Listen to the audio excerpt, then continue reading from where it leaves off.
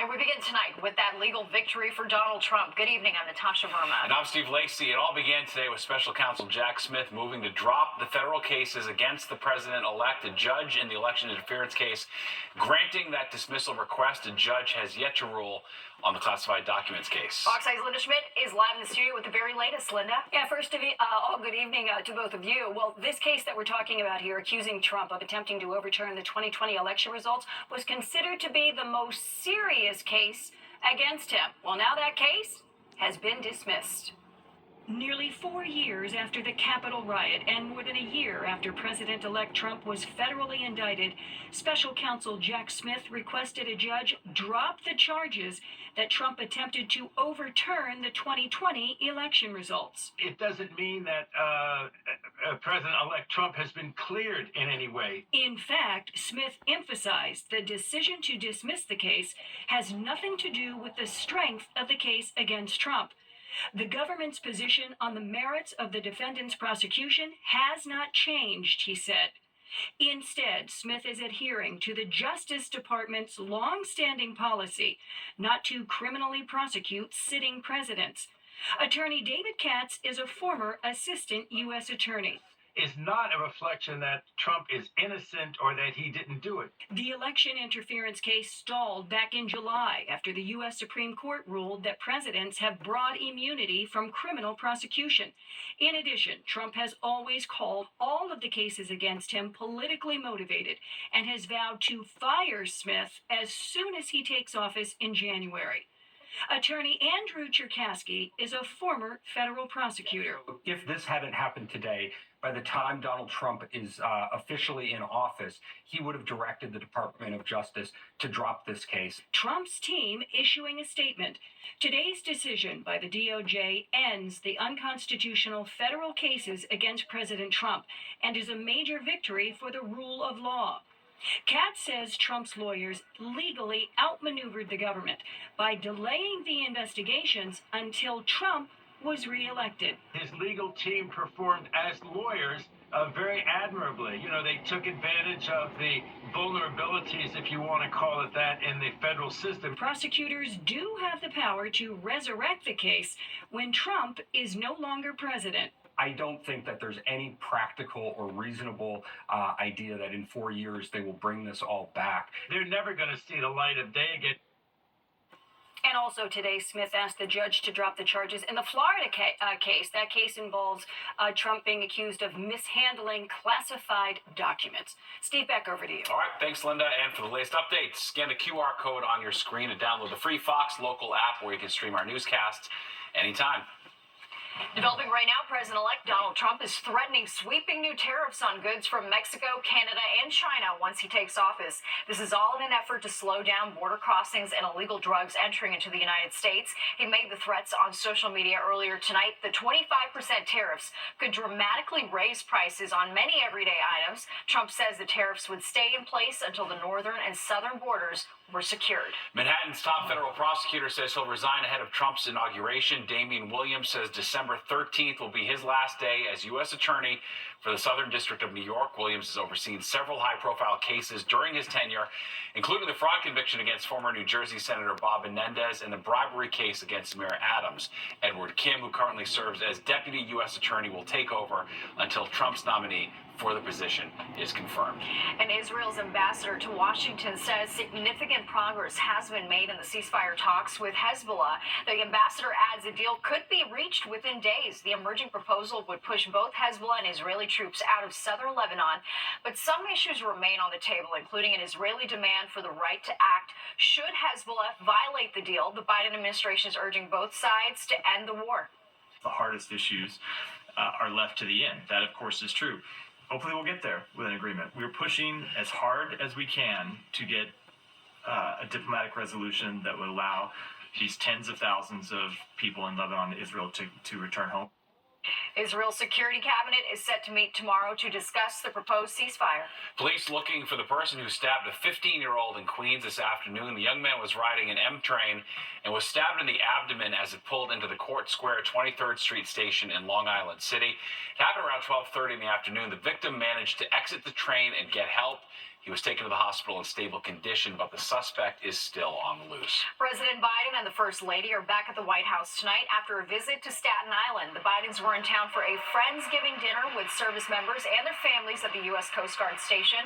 The first couple spoke at the event and then helped serve some food. Because of their visit, Father Capodanno Boulevard was closed for several hours, making way for the presidential motorcade. Former President Obama was the last sitting president to visit Staten Island back in 2012 when he toured damage from Hurricane Sandy. Well, the countdown is on to Thanksgiving, and that means the biggest celebration in the nation. Of course, we're talking about the Macy's Thanksgiving Day Parade, but there are concerns about if the weather's going to cooperate. We have Fox 5 live team coverage tonight. Nick is standing by with the forecast, but let's start with Teresa Priola live in Herald Square, where they were rehearsing tonight for the big show and preparing for any inclement weather. Teresa. Yeah, you could probably even start to hear them behind me, Natasha, and see this is the big rehearsal to work out all the kinks.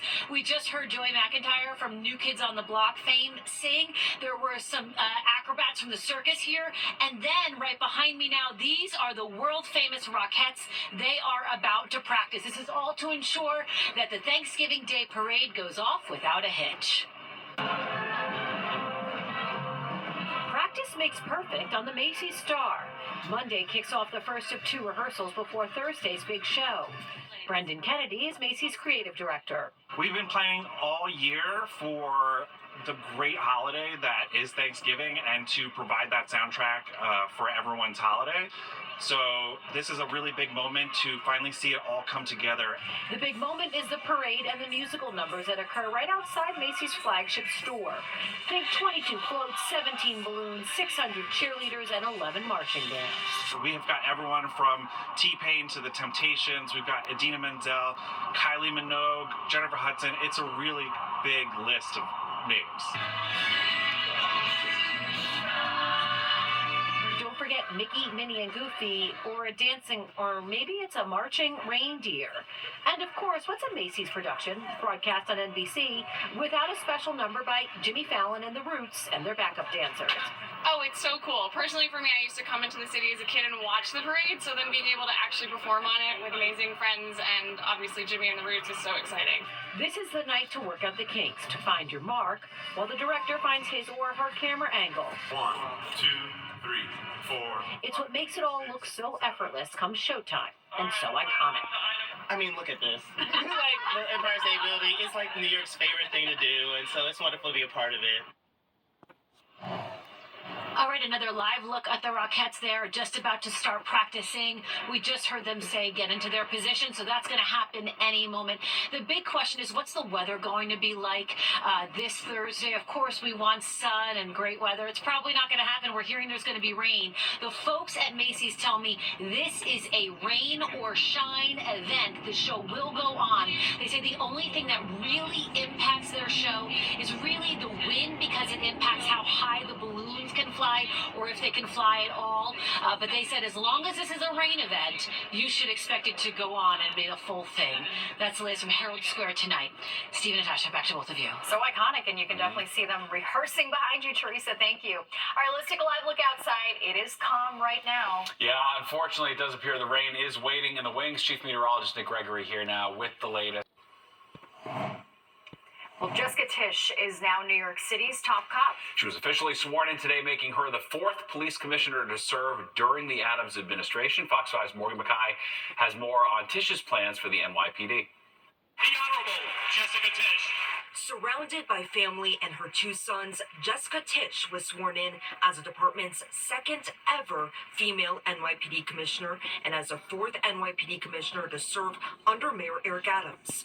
In her speech, Tisch swore to build back confidence in the department and describes what she says is a noble calling: officers who choose to serve the city with a purpose. Your cops, like generations before them, nobly put their lives on the line each and every time they put on that uniform to protect you and your families. And they do a damn good job of it. Tish comes from a prominent family, but her first job in city government was with the NYPD. She worked for the department for more than a decade, eventually becoming NYPD's Deputy Commissioner for Information Technology and oversaw the NYPD's 911 operations.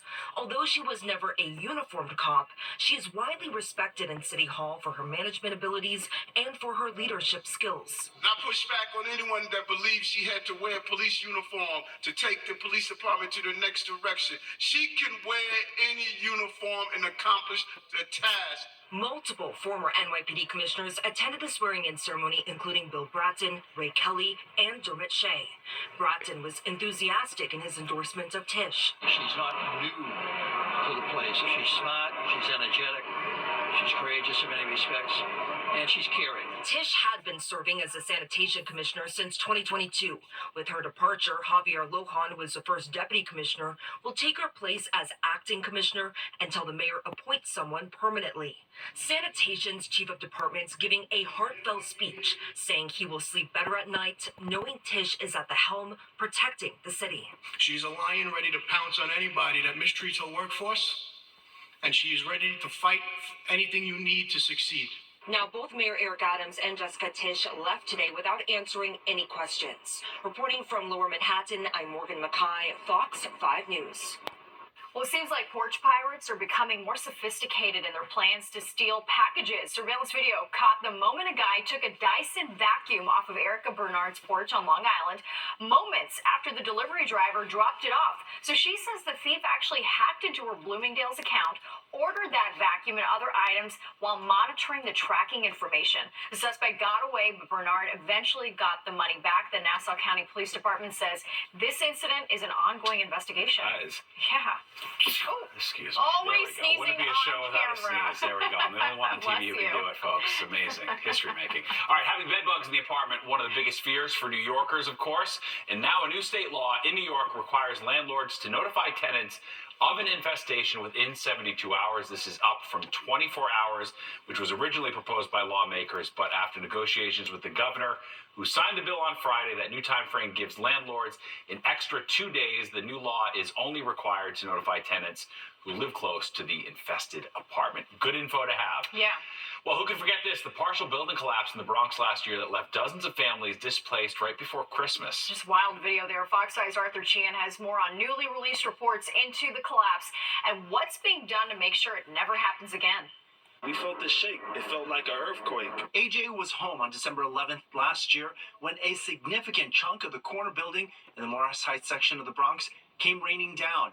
Happening in the middle of the day, residents were at home like Jaime Rodriguez. He described the moments that sent him running for his life.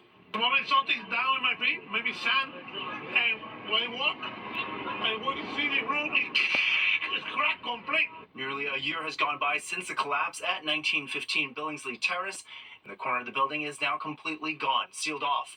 And on Monday, the buildings department released the results of its investigation, finding the professional engineer the agency identifies as Richard Konigsberg failed to identify the masonry being removed was actually holding the building up.